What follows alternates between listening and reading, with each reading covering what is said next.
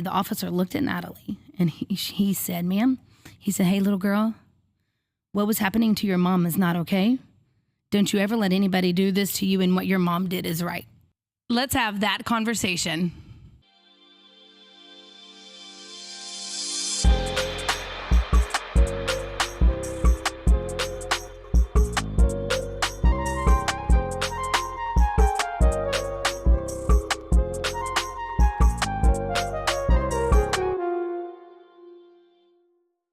Hey everybody, welcome back to another episode of Authentic Conversations. We are so excited for today's episode because we have somebody who has worked with youth with worship leading. She's worked with our church. She's worked with Sunday school. So we are excited to be able to talk about her testimony and where God has brought her from.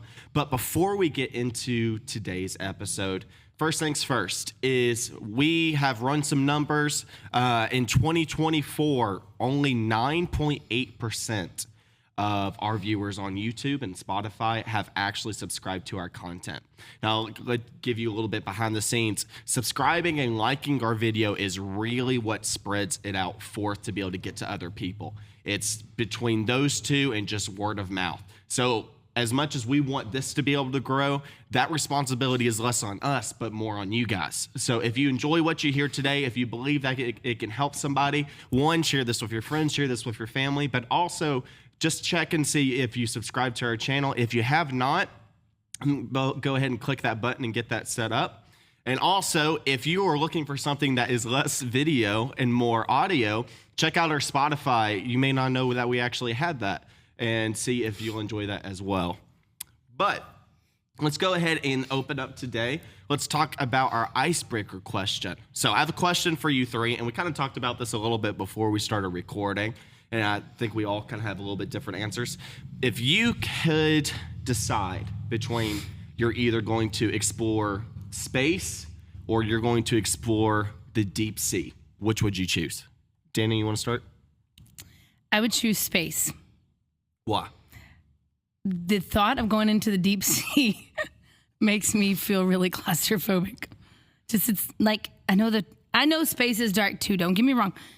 But the further down in the sea you go, the darker it gets. Mm-hmm. And I just know. Just like when I watch things that are people going deep down, I feel claustrophobic. I feel like I can't breathe. So it's definitely space for me. Plus, when I was like 10, I wanted to be an astronaut. When anybody would ask me what I wanted to be when I grew up, I would say an astronaut. And then I was convinced I was going to be the first astronaut to wear a skirt over her astronaut suit. So, yeah. That's funny. All right, Austin. I'd say same thing, space. The idea of the deep ocean, can't stand it. Same thing with, like Dana said, the watching videos and all that. I can't do it. Like the scary videos where you look down and it's like either like some kind of oil rig or something, and they always has like that sailor song that like sings on the back. Yep. I was like, yo, I can't get down that low. That was beautiful. Honestly, that was beautiful. That was good. It was so good. I think I enjoyed the idea of doing the deep sea more than I ever would space. Have y'all ever watched? It's not Inception. What is it? It's the movie where the Interstellar. Yes, Interstellar. Like what he was kind of going through, like just like infinite nothingness, and there's like no sound, there's no air, and then like all the explosions and stuff. I feel like that would be a whole lot worse than like being underwater, because I feel like you heard of like the submarine that went down and like to the Titanic to be able to look at it all, and it like got crushed in like an instant. Yeah. So, like, at least if things are going to go wrong, you don't have no time to even know that it's going to go wrong. You're just kind of out. You know what doesn't live in space? Sharks. Yeah. That's true. But there are things in deep sea that actually look more like aliens than, like, what exactly. That's our point. Okay. That is our point. That'd be so cool. I don't think that went the way you thought it was going to go. Like, I think it looks cool. You're just diving down, and then something with 24 legs and 18 eyes pops up, and you're just like, man, that is a beautiful creature. No. This is like... I never said it'd be beautiful, but I think it'd be cool to be able to kind of see it all. I mean, you got like creepy things like the vampire squid and all that stuff that's down there, which that's terrifying. A vampire squid? Have you never heard of vampire squid? No. It's literally like a squid that looks like it has like fangs and stuff on every single one of its tentacles. It's insane. They don't do well in the sun. That's great. Good job. Thank you. Thank you. Thank you. All right, but that's job. that. But it's on my bucket list to go diving at some point in my life, anyway. So maybe that's probably where that stands. Into a pool? I can do it in Clearwater. And I wanted to be a marine biologist when I was in college, so that's part of that too, which that didn't work out. But Would you ever go back and do that? no, absolutely not. I know that the mitochondria is the powerhouse of the cell, and then that's as far as I got with biology. Well, that's like done one after that. fact more than I know. All right, so let's go ahead and get into the meat of today's episode. First things first, could you kind of explain to our viewers kind of who you are if they don't know you? What do you do at the church? All right. Well, my name is Dana. As I've already stated, I go here at the Turning Point. I'm one of the worship leaders. We have 3 worship leaders. I'm one of those. I have led worship in our children's ministry, in our youth ministry, and the main sanctuary. That's the biggest thing that I do around here is worship leading. Probably what the people around here would know me for, I guess.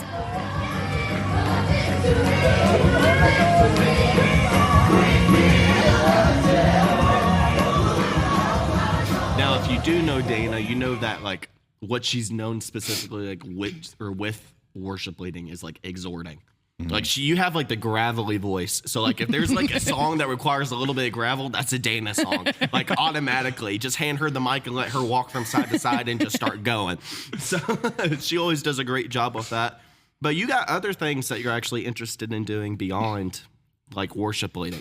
You're wanting to start a podcast, aren't you? I am. So a couple of years ago, I just really felt that God had impressed upon me. Like there's so much to my testimony, which we'll talk about later, but God had impressed upon me that like all of my pain and all of that was not for nothing, that I was going to share that in different ways. And he began to like just give me the ideas and the name of a podcast and the concept of it all.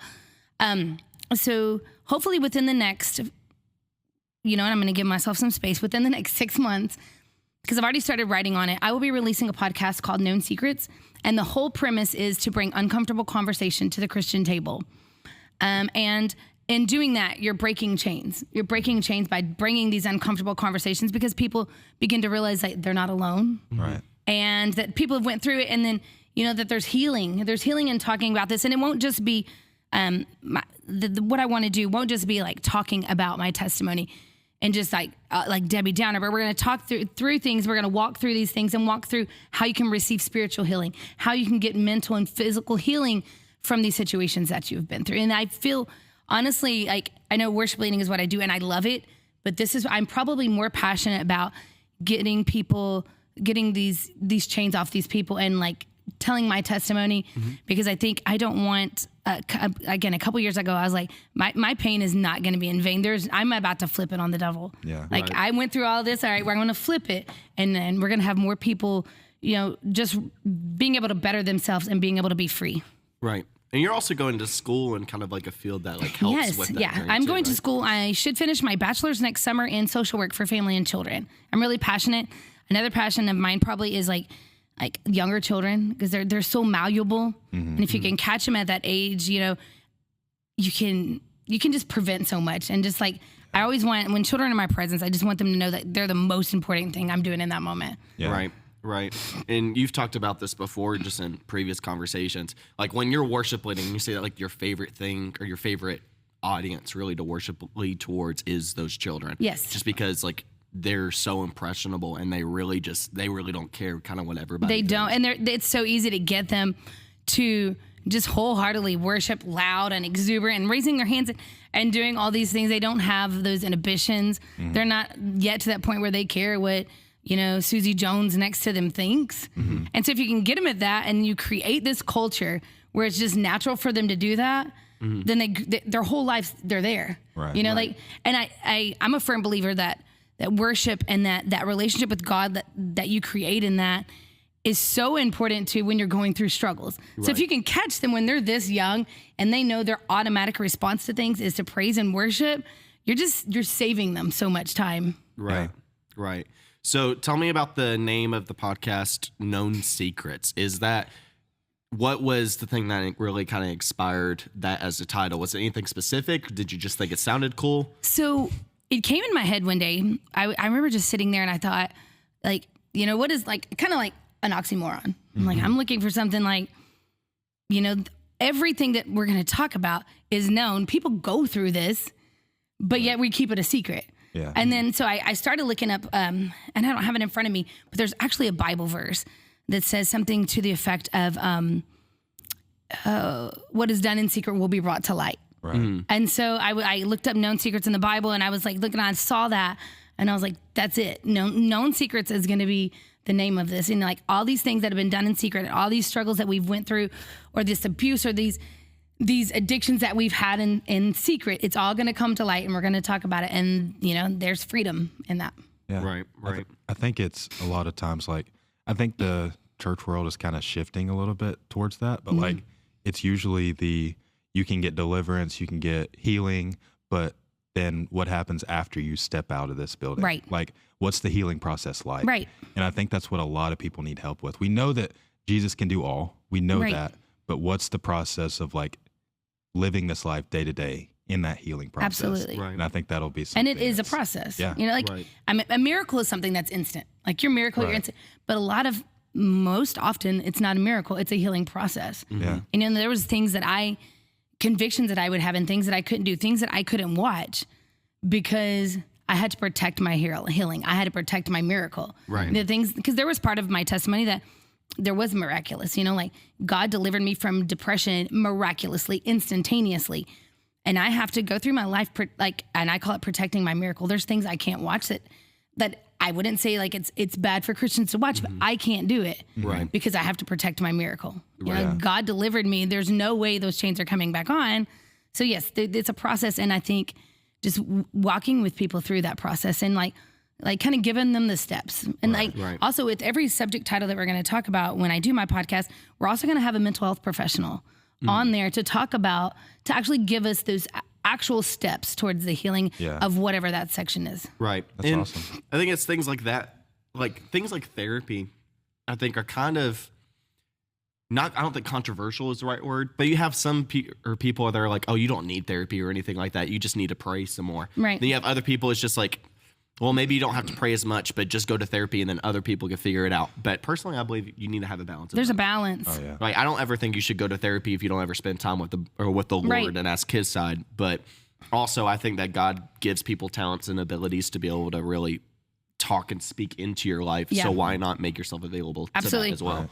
And a Christian therapist is always fantastic. I have a Christian therapist. She's fantastic. Shout out Jane. She's so awesome. I love her. She's my best friend, but she don't know it. But yes, I agree. Like there's a balance. And when something that always gets me is like when I hear people, and I think it's more of an older way of thinking, and I would love to believe that we're moving on from it. But when people are like, well, you just need to pray more. Like there's actual mental illness. Nobody goes up to a cancer patient like, you'd be fine. You just need to pray more. Right. Yeah. Like if you're suffering from a disease, nobody says you just need to pray more. Like, no, there's more to it. Like you seek help, and with, like I said, therapy, you can have Jesus and a therapist. I think I have a sweatshirt that says that. But like having both of those and putting all those things into place. And that's kind of what we'll talk about. Yeah. Right. Awesome. Well, I think that kind of pushes us into the main topic of today. Kind of explain to our viewers, like, what is your story? Could you tell us kind of what God has brought you from? All right. There's sometimes when I'm doing this, where do we start? Okay. So I was raised in a preacher's home. My grandfather was a preacher. So I come from, like, this is just my heritage, legacy, all those things. There was, back to, like, we didn't talk about things. So there was some childhood trauma that happened in my life. I've never really spoken about, and I don't know if I'm, like, there's things that happen, you're like, I don't know that I'm ready to talk about that. So, but there was childhood trauma that changed the way I thought about myself. And so that led me into, I got married, and it wasn't that I wasn't in church at the time. I was in church at the time. I was actually leading worship at a place at the time. And so I was doing that, and I got married to someone, and I allowed them to treat me less than what I knew I was, if that makes sense. Like, that trauma and the way that I was thinking about myself, I allowed somebody to mistreat me. During the course of that marriage, I was mentally emotionally, verbally abused, and physically abused as well. During the course of that marriage, I was married for, it's been a minute now. I was married for about 10 years. When did y'all get married? We How got old were married, y'all? How old were y'all when you got married? Truthfully, I had waited a minute.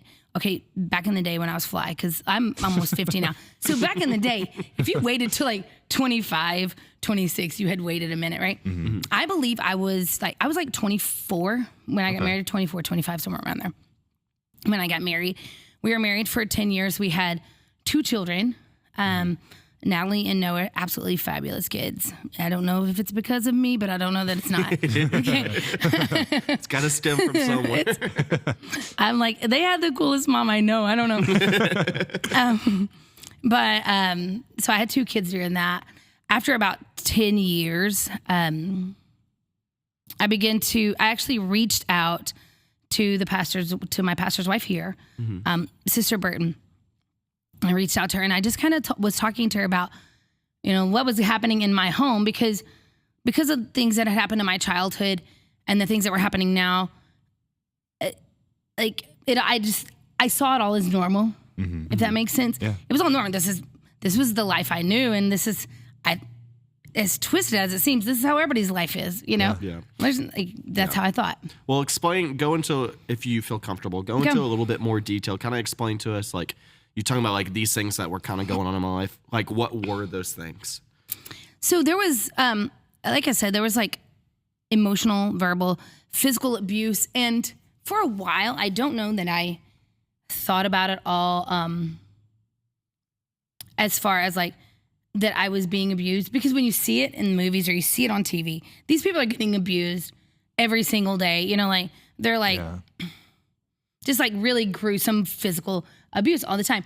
It wasn't happening to me every single day as far as the physical abuse. So for the longest, I was just like, well, it's not that bad, But if you're listening to this, I need you to know that if they've hit you at all, it's that bad. All right? Yeah. Like that, just no. That's a no. That's a solid no. I didn't realize it at the time, but again, like my self-esteem, my self-worth was just, in some sort of way, I feel like when I put myself back there, I thought that I deserved it. That I accepted the love that I thought I deserved.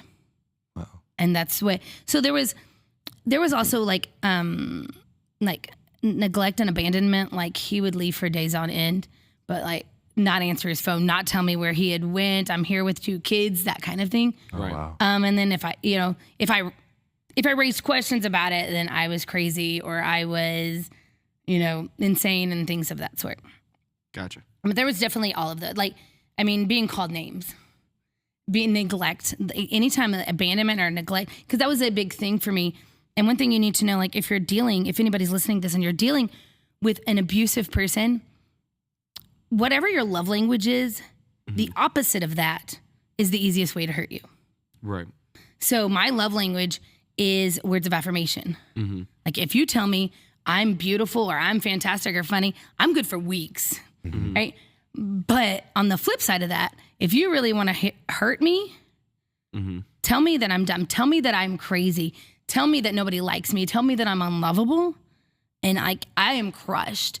So words of affirmation and quality time at that time like were my love languages. So the abandonment and the verbal abuse like took a real toll on me. Yeah. Like it was pretty devastating. The physical abuse is, I think, what everybody thinks about when you think of abuse. Right. Yeah. But truthfully, this sounds horrible. Truthfully, I would rather somebody hit me than call me names or say things to me, because I can heal from a physical scar, but those scars of what somebody has called me from verbal abuse, like I have been divorced for probably 15 years. And there are times that my mind will still revert back to things that were said to me 15 years ago. Wow. Like, I don't really have any scars from the physical abuse. Right. But, like, the verbal abuse was, it's still there. Right. Really kind of goes to show you the old saying. It's like, sticks and stones may break my bones, but words will never hurt me. That is a lie. That is a full lie. Yeah. Now, I'm sure for somebody, like, if there's somebody that's physical touch. Yeah. I'm sure like being hit, like being physically abused, is a lot more scarring to them. You know. Right. Was this something that kind of stemmed after y'all were married? Was there any inkling that it was going to go that way from dating or anything? So I was never abused during dating. I will say this though, now that I've studied up on narcissism and things of that sort, I realized that in the dating period, I was being love bombed. Mm-hmm. Meaning he was just doing everything right. Like I was getting flowers monthly. I was getting like he was really filling my love tank.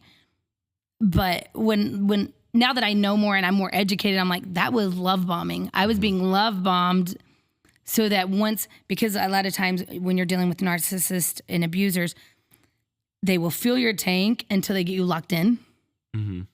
And then once you're locked in, like everything kind of changes. Did that just one day just drastically change, or was it like a gradual kind of step by step? You could tell something was a little different. He wasn't as sweet, and you didn't always get the flowers or the notes and all that. I think so. Honestly, last night I was trying to think of that because I was like, when did it pop up? Mm-hmm. I think there were little things along the way, but I will say this: he began to kind of hang out with the wrong types of people, and he had an addictive type of personality. Mm-hmm. So his addictions drove a lot of the physical abuse part of it. Okay. You know, I think I was the landline or the anchor towards keeping him grounded. Like, hey, this is our actual life. Yeah. And we actually have children and we actually have all of this. And so I think there almost became a bitterness for him. Like I was keeping him grounded and this is your life.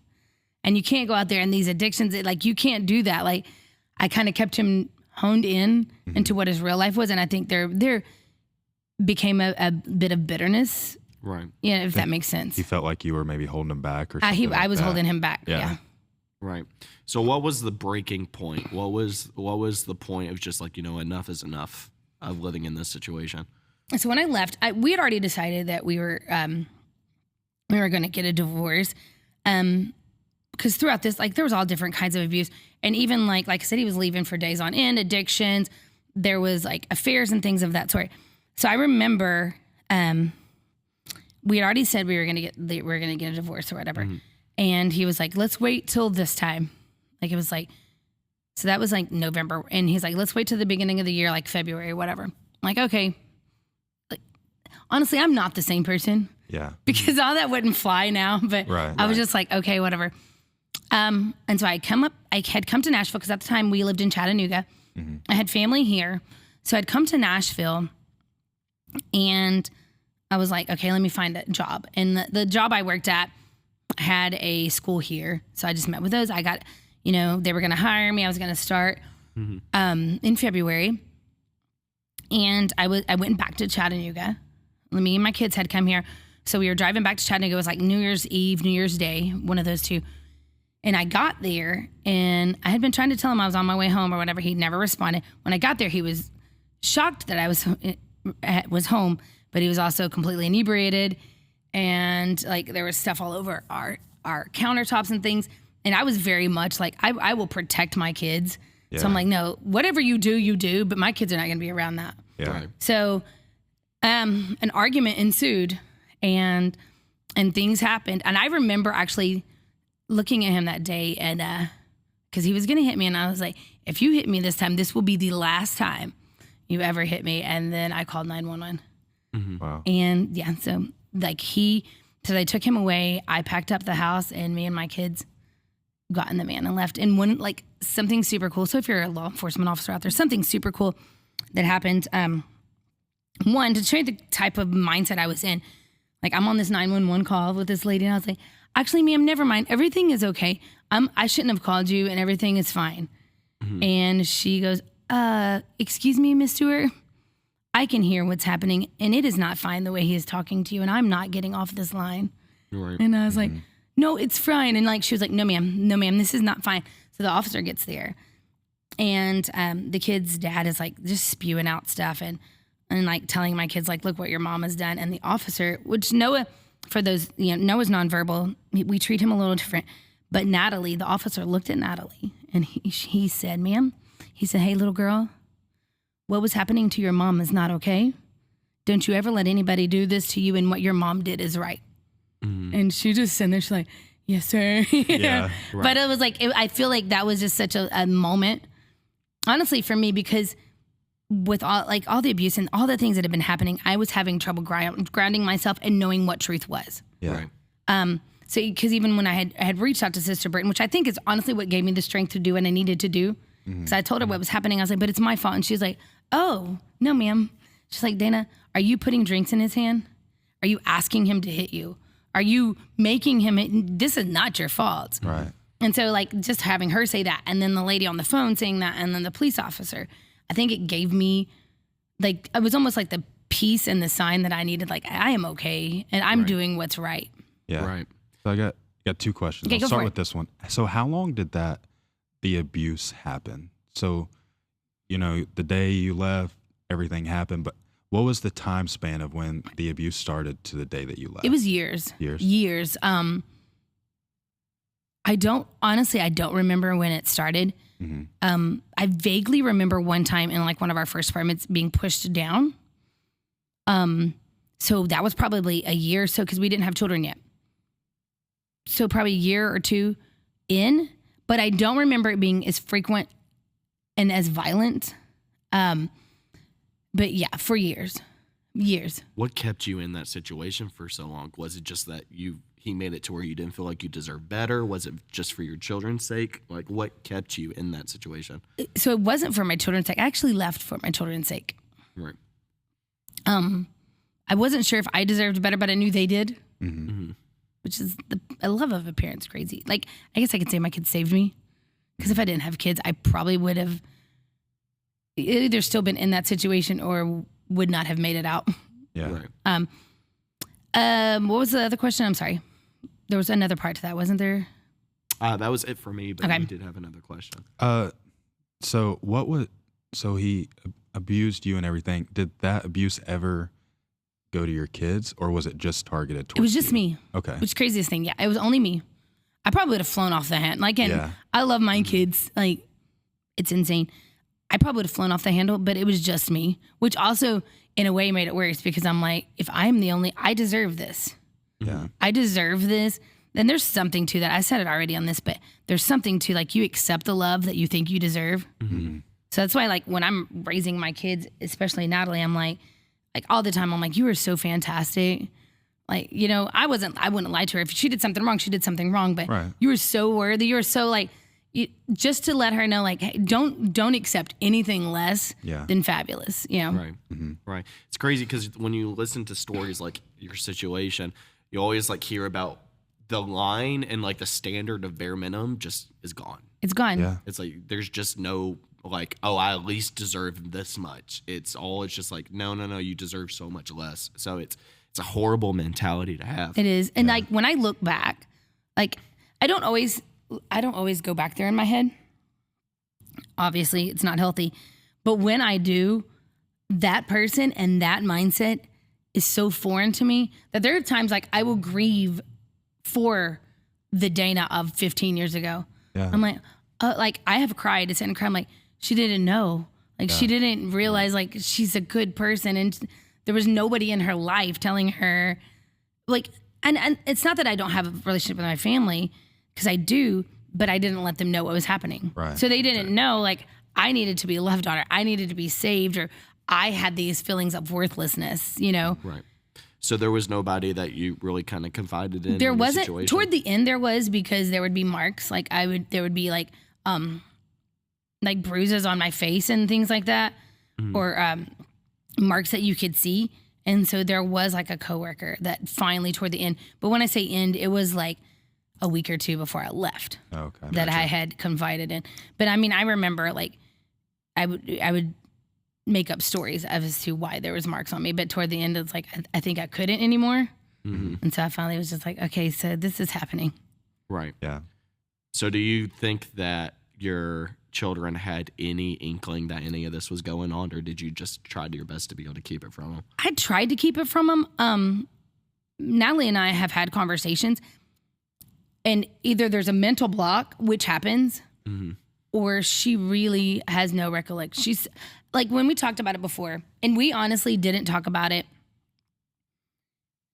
she was probably 15 before anything ever came out about it, because I know how important a girl's relationship with her father can be. Yeah. And I didn't want to do anything. He wasn't necessarily abusive. He wasn't the best father for her, but he wasn't abusive. Right. And so I was like, I'm not going to get in the way.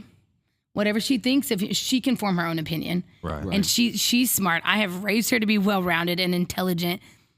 She can form her own opinion. So she was probably 15 or so. And I was actually at a doctor's appointment because I have a knee that was injured that gives me problems.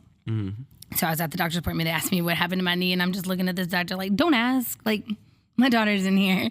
But then when we left, she was like, so, Mom, what really happened to your knee? And, and that's when it kind of came out. Right. And I'm like, do you not remember that? She's like, I can remember you guys having arguments, but I can't really remember you guys, like, there's no physical. But I really, when I know I'm not the best parent in the world, but when I tell you that I wanted to protect them with everything inside of me, I would do whatever I had to do. Right. So you go, do you have any more questions before we move on past that point? No, I was just going to say, like, you decide that you're going to leave and you pack your stuff up. You actually go. Like, tell me how that went.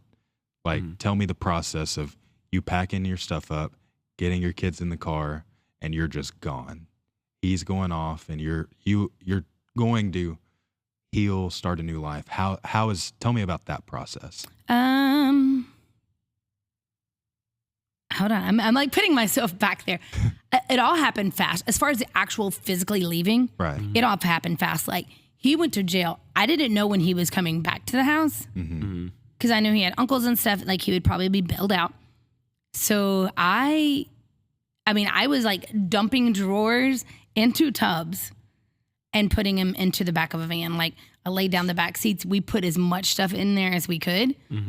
I left furniture and stuff because, so when it happened, I called my sister and my brother, which again, they already knew. My family already knew that we were going to do.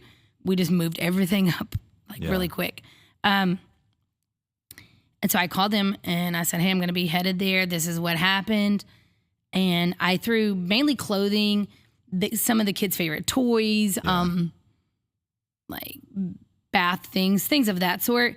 I left all the furniture because I figured at some point when emotions are less high, I can come back and I can get what I need. Right. But so honestly, when I think back on, like, I know I put myself in that place, like, emotionally, I was it was almost a sense of relief. Yeah. Like, this is unknown, and honestly, you're gonna grieve, even if it was a horrible chapter. It's still the end of a chapter, and I didn't really know what the future held. But there was a sense of relief. Like, I knew I was going to be safe. Yeah. And that I was fine. I mean, again, I probably cried for the whole, 2.5, 3 hours, but yeah, it was a sense of relief as a whole. Right. So how would you say the healing process kind of really began after that situation? It was a process. It was probably, so I during that, like, I suffered from depression, PTSD, all, like, there are lots of things. It's probably 6 months maybe into it where I was in a service here and God just completely delivered me from the depression part of it. Like, when I left that service, there was no more depression. There was no more suicidal tendencies or thoughts. Wow. Like, that was all lifted. Right. There was still a healing process because, like, PTSD is real. There's still times I struggle with that. And this shifting, like, there was a process of having to shift the way I thought, and, like, having to change all these patterns that I had gotten into over the course of 10 years. You can't just flip, like, you don't just turn a ship on a dime, but we got there. Right. Like, just because of the mental place that you've talked at being at, it reminds me kind of like when the Israelites, like, left Egypt. Like, they just came from, like, this horrible thing. But, like, when we continue reading about the Israelites is they reach a point to where, because it's they're going through that process of trying to move to something better, but that's still difficult, that they get to a place where like, oh, it's like, maybe we should just go back to Egypt. Did you ever enter a situation where you just like, either you dealt with loneliness or feeling like you were always just going to be alone or something like that, to where it's like, I feel like that was better. I was better there than I am now.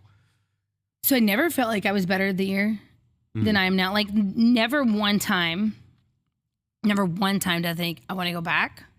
None of that.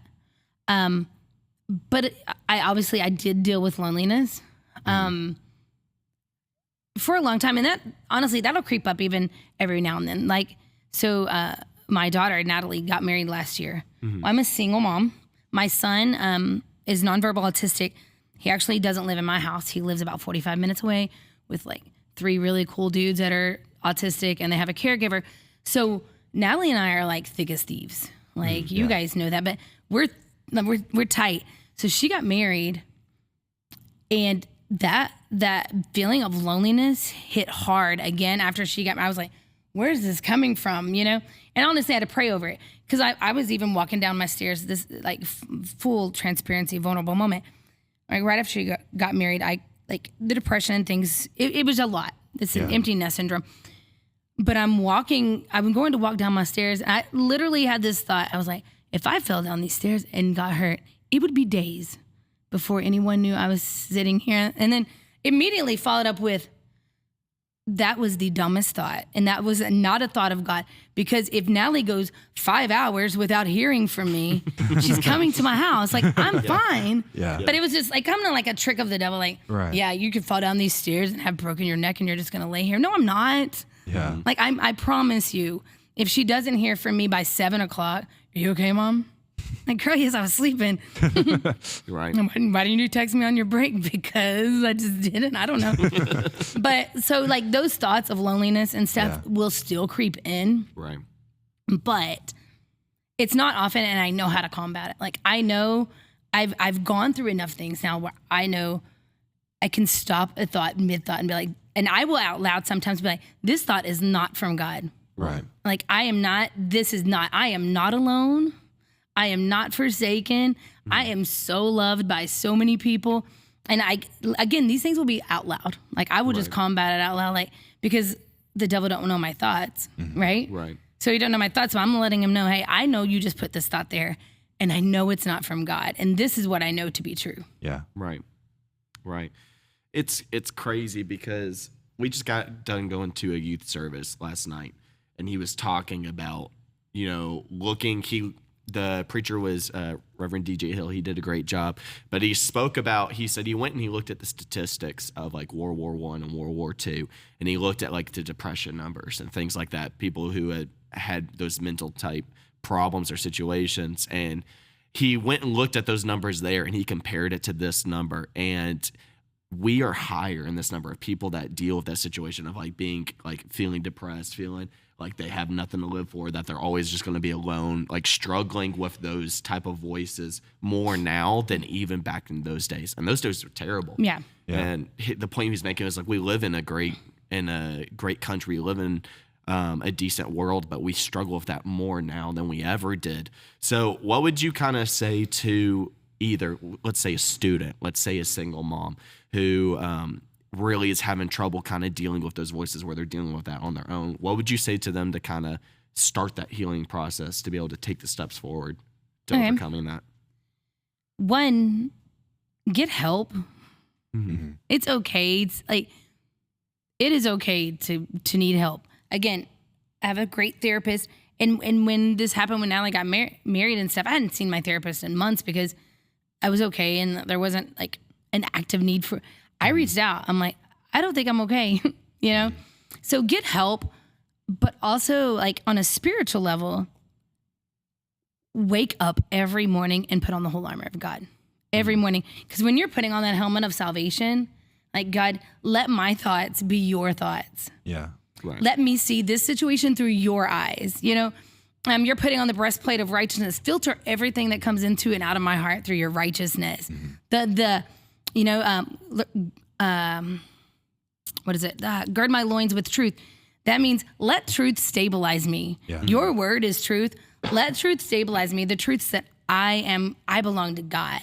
That I am fearfully and wonderfully made, that no weapon formed against me will prosper. So getting up and doing this, let peace precede me, let me, like my feet be shod with the preparation of gospel of peace. Let peace precede me. I take on the shield of faith, all these fiery darts that the enemy is sending my way. Let me lift up a shield of faith. And then, like the sword of the spirit, like I'm going to combat anything that comes against me with the word. Yeah. So that is one of the biggest, I think, truthfully, the biggest thing that made a difference in my life is it became such a habit to me. It only takes like 5, maybe 10 minutes every single morning. But I would get up and put on the whole armor of God. And I know, like I said, yes, get help. That's from a physical and earthly standpoint. Right. But from a spiritual standpoint, because so much of this is spiritual. Right. You're going to put on that whole armor of God like every single day. Yeah. Every single day, put it on. And like, if you're listening to this and you don't know what it is, look it up. If you still don't know what it is, find me. I will walk you through this because it is it's such a game changer. Yeah. And when you do it, it just becomes a habit. And truthfully, you don't even realize, like, I didn't realize that my struggles become less. And it wasn't that my struggles became less. It was just like I was wearing armor. So the effects of the struggles became less. Yeah. Right. So how long did it take you to get to the point, like this point where you're certain, that this is not, that you're strong again? And like from leaving that day to, I know you mentioned being healed from depression and all of that, but like this healing process, how long did that take for you to get to the point where you're like, I'm confident again? Okay, so truthfully, not every day am I confident again. Yeah. So it's still a process. But as a whole, within the first year, I was seeing differences. Yeah. Within the first year. Now, there were things that there were struggles I still had and things that I still had to lay down. And it was a process, and it's still a process. Right. So when you hear me talking today or you see me leading worship and I just seem like the most confident thing in the world, the truth is probably 2 nights prior, I was sitting in my room, like bawling my eyes out because I'm uncertain, like what if something shifts? What if something changes? What if, or hey, I don't know that I have friends. Of course I have friends, but like I'm still not at 100% confident, but I don't think anybody ever is 100% confident. Yeah.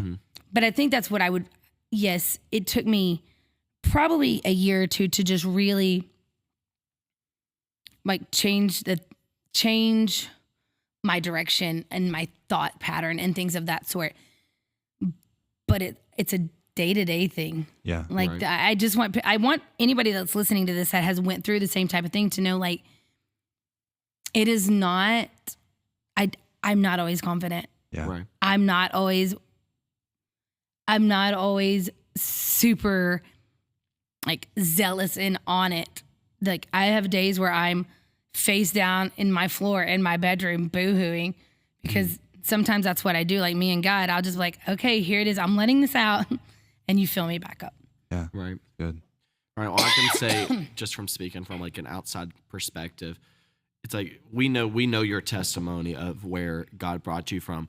But when you're up there and you're worship leading and you're leading, for an outside perspective who knows kind of what you've been through, it just, for me, I know for specifically, whenever you go up and you worship lead, it just seems so powerful because I know what you've been through in the past and you've shared your testimony. And would you say that obviously what you came out is a horrible situation, and you're still having to deal with some things on some off days and different things like that. But would you say that it empowers you in your ministry now to be able to say I've came from that? Absolutely. And mainly because my faith is so high. Like I've seen what God did in my life, so much so that it can astound me sometimes. I'll look, and again, I talk about Natalie a lot, but like she's my person. I mean, I'm like, I'll just look sometimes, I'm like, Natalie, look how far God brought us. Like, look how far God brought me. Yeah. And it makes my faith so high because I know God can instantaneously heal from depression. You know, like I know the provider. I know that there were times I have at times went to my mailbox and there's $500 checks from people that I have never met and a note saying, God put you on my heart and our so-and-so was talking to me about you. God put you on my heart, and I wanted to give you this. Right. Wow. I've opened up a folder at work before, and there's been a $250 gift card to Walmart that said, God saw your need and told me to give you this, not signed by people. Wow. So I know, like, he's just so good. Mm-hmm. Like, I'll get teary-eyed sometimes. I'm like, he just loves me so much, you know? Mm-hmm. Right. And so I think that's what the empowering part. Like, I know what he can do. Right. I know what I've come from, and he doesn't love me any more than he loves anybody in this building. Mm-hmm. So I know what he can do. Yeah. And also, I think there's kind of like this, I think God gives you power. So when God delivered me from depression, and he delivered me from all these things. And like, so I can sense that in people, but I also can speak faith and like speak healing or deliverance over those things because he's already done it for me. And I know, like, my faith is so high. So if I'm, right. you know, if I feel like there's depression in the room, I can speak to it and tell it to go, like, in the name of Jesus, because I have so much faith that it's going to go. Yeah. Right. If that makes sense. Yeah. Right. So you were talking about the love of God. So, like, through your entire situation, because, I mean, there's definitely times that we go through spans in life. For some, it could be longer than others, but we just don't feel loved. Yeah. And it's, unfortunately, it's a part of it. It's part of our human feeling. But what would you say to someone being through what you've been through? How can you still, like, you were married to someone that you thought was maybe something different, and you felt maybe betrayed or not loved anymore? Or what would you say to somebody that doesn't feel that love? Just, it doesn't even have to be that situation, but just they just don't feel love. And where can they find it? Where did you find it? I guess. Where did I find it? I found, honestly, it's probably more of a miraculous thing, because my biggest fear was being unloved, right? Mm-hmm. Like, literally from early childhood, my biggest fear that I was unlovable and that nobody would ever love me. And so if you're feeling that way,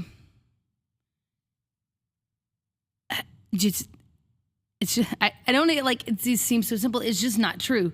Yeah. There is 0% chance that there's nobody in this world that loves you. There's 0% chance.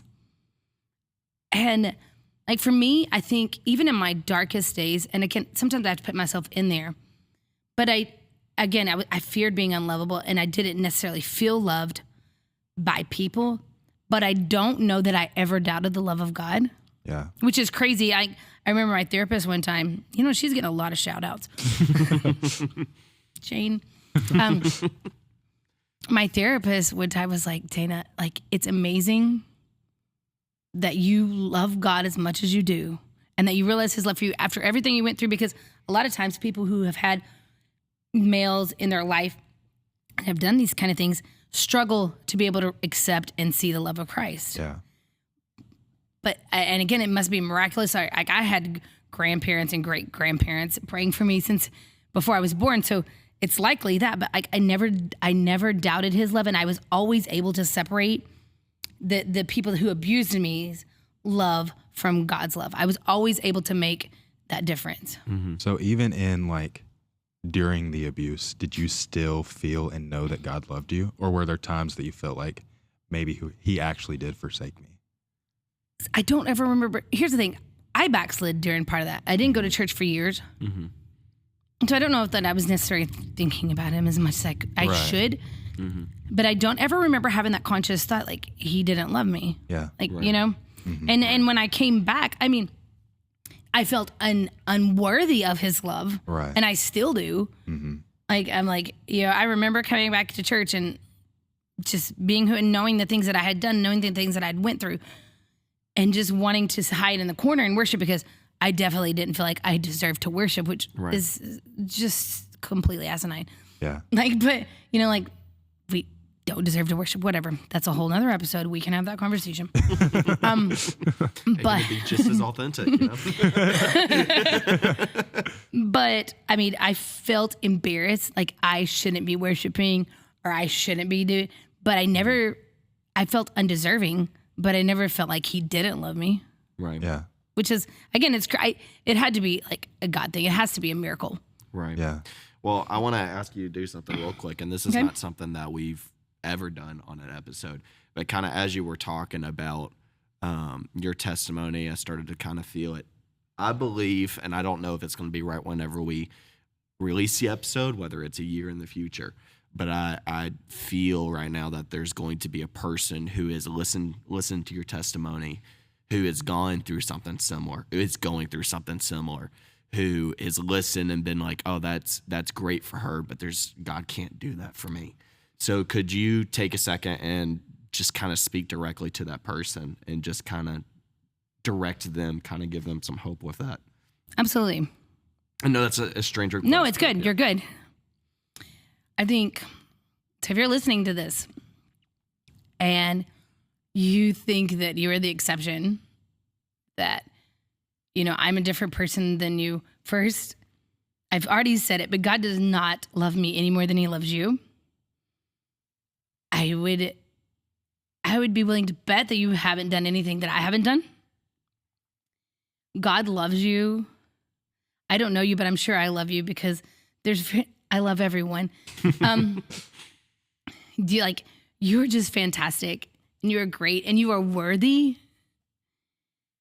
And reach out and find me because I got you.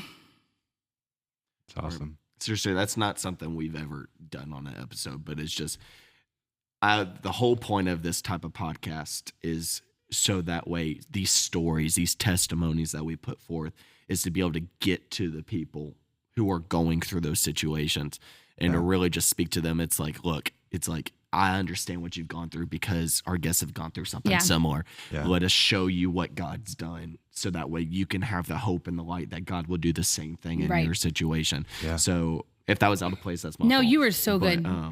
Kind of felt that. Do you have any other questions that you're thinking of? I've got one more. Yeah. So you worship lead and you do such a great job at it. Thank you. But you talked about how still today you have off days. Yeah. Mm-hmm. On those off days, and maybe you're worship leading that Sunday, how do you fight that when it's like the day that everything's just running through your head? How do you fight that when you know that you're supposed to stand up here and lead everyone? More often than, and it does happen. Yeah, it is there honestly, transparency. There was probably a couple months ago, it was happening actually pretty bad. So generally, if something happens that triggers my PTSD, mm-hmm. I will be fine for a day or two. Mm-hmm. And then on that second or third day, I'll probably have a series, at least one, anxiety attack. Mm-hmm. Like it all starts crashing down.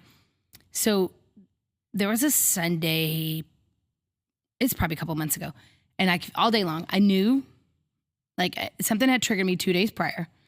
And I could feel when I woke up that morning, I was anxious. I could feel when I'm going to have anxiety for PTSD, it'll start in my shoulders and I'll just feel it coming up and then I can't concentrate. Mm-hmm. So I was the actual worship leader that day and we went through practice. Everything's fine. And I can generally, I'm really good at compartmentalizing. That's probably my trauma talking. But I can compartmentalize really well. And generally I can say, this is what I'm doing right now. And this is what I have to do, right? This is ministry. This comes first. So we got through the service and it was a good service. The worship was great. I go to sit down and I'm needing to pick altar songs. And all of a sudden I realize I don't know a thing that pastor has said. I can't concentrate. I'm feeling it in my chest. And I literally texted Travis. He was our band leader. He's over our music. I texted him and I said, in a moment of full transparency, I could pull the text. I was like, I have been fighting off an anxiety attack all day and I'm about to have to walk out. I can't concentrate on what pastor's saying and I don't know that I can do altar. Mm-hmm.